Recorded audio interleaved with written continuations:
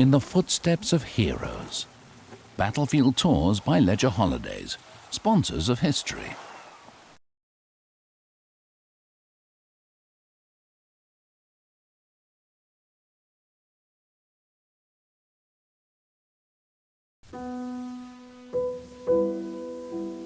Here in Dunkirk War Cemetery, this etched glass panel provides the monument to the men of the British Expeditionary Force and the evacuation from the beaches in Dunkirk in 1940. Many perceive this as a victory. It wasn't. In fact, it was a major disaster for the British Army. Our Dunkirk journey begins just over the border in Belgium. 8 months after declaring war on Germany, the British Expeditionary Force is in retreat. Ahead of this new kind of warfare introduced by the Germans, the so-called Blitzkrieg, we're having to fall back towards the coastal town of Dunkirk. Here in Dixmude, beside the Flemish National Monument, runs the River Lys, a natural line used by the British Expeditionary Force to defend its withdrawal back towards Dunkirk.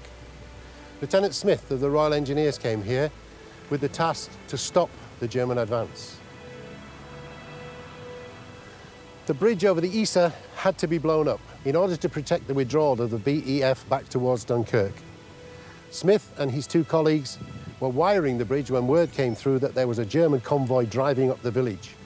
After a few frantic moments of preparation, the destruction was complete. Whilst this was a success, tragedy was beginning to unfold just 25 minutes down the road. On the 28th of May 1940, the Royal Warwickshire Regiment were in the line defending the armoured corridor leading back towards Dunkirk. Being forced to surrender by strong German forces, they were led across the fields and incarcerated in a barn on this site. A local German officer gave the order that no prisoners be taken, and in a very short space of time, men from the 2nd Battalion, Leibstandarte Adolf Hitler, arrived on the site and started to machine gun and throw hand grenades in amongst the tightly packed prisoners in the barn. This was one of the first war crimes perpetrated against British troops by the Germans. The 80 or so men who lost their lives are buried in local war cemeteries.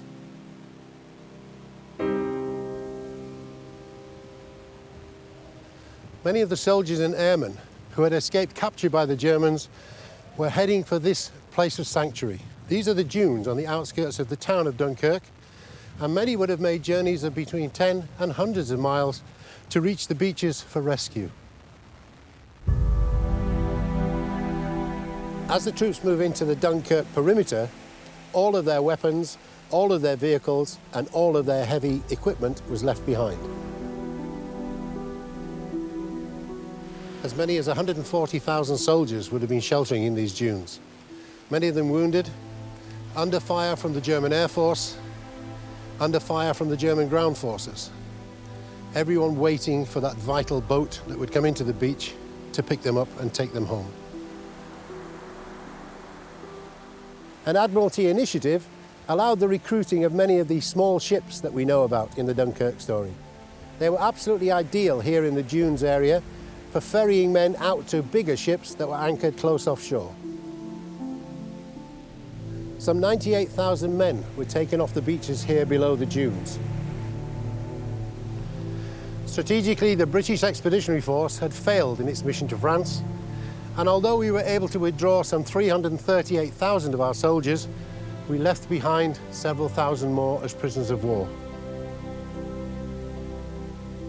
We end our tour here, beside the monument to the sacrifice of all who took part in the withdrawals from the beaches of Dunkirk.